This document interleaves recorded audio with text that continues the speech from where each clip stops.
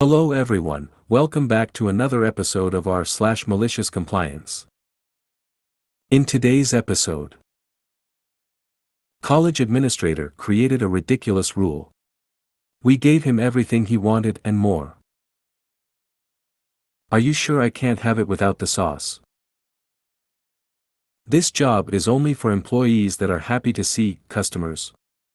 Okay, guess it's not the job for me. Before we get started, make sure to subscribe so you will never miss a video. So let's get started. College administrator created a ridiculous rule. We gave him everything he wanted and more. Years ago, I attended a very conservative college. We had a new administrator who didn't like that some college students watched shows/movies of either too high a rating or with content he didn't approve. He created a rule that anything watched on campus would have to be personally approved by him. My friend, MaliciousCompliance, wrote down some generals on 20-something different 3x5 cards, Disney, Marvel, DCU, Pride and Prejudice, etc., but he said those were too vague, and he needed specific movies listed. My friend wanted to create a spreadsheet to post in the college public area so people could more easily see what they were allowed to watch. She sat in that area as she began her list and asked every college student she could to give her their list of movies/shows to be approved. She also worked in the administrator's office, getting paid by the college to do so, and during work, she created a spreadsheet and inputted the content people had requested. Then she went to every Wikipedia page she could think of and put every individual movie listed on it. She gave him multiple lists, some lists as long as 30 pages with each page having about 200 movies listed, to be approved. She even put a fancy yes/no checkbox next to each movie to make it easier. He got through about 5 pages before he realized it was more work than it was worth. It was not an enforced rule. I would also like to add that there was one specific movie that he didn't approve that we thought he would definitely approve.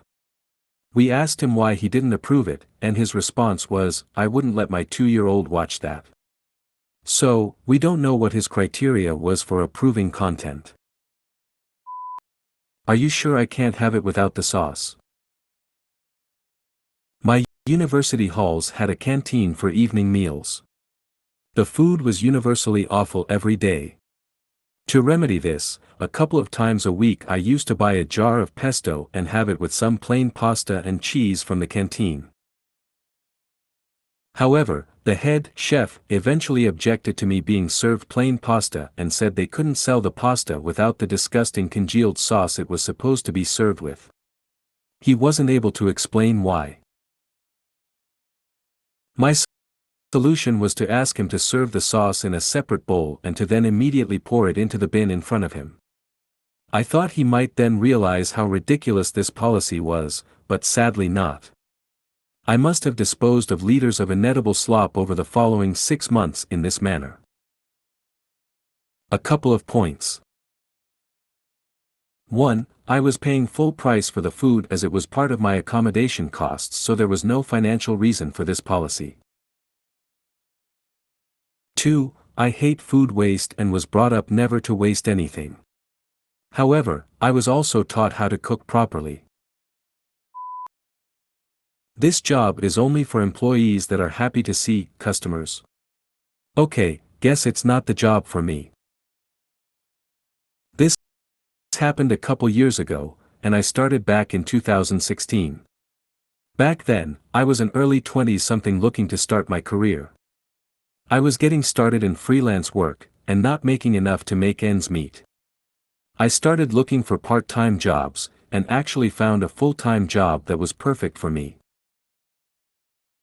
To give some background, this was a low-paying job, $10 per hour in a big city, but what made it great is that it was a desk job at a university. This meant I sat at the front desk of a dorm, and essentially just helped students who needed to submit maintenance requests and give them temporary keys if they were locked out. So, more than 90% of the time, I was just sitting there, and I was able to do my freelance work. It was a great job for me at the time and at that stage in my career. All was good for 2 years, but then a new director took over. This director decided that us desk people were front-facing customer service employees. Weren't all our customers college students living in the building?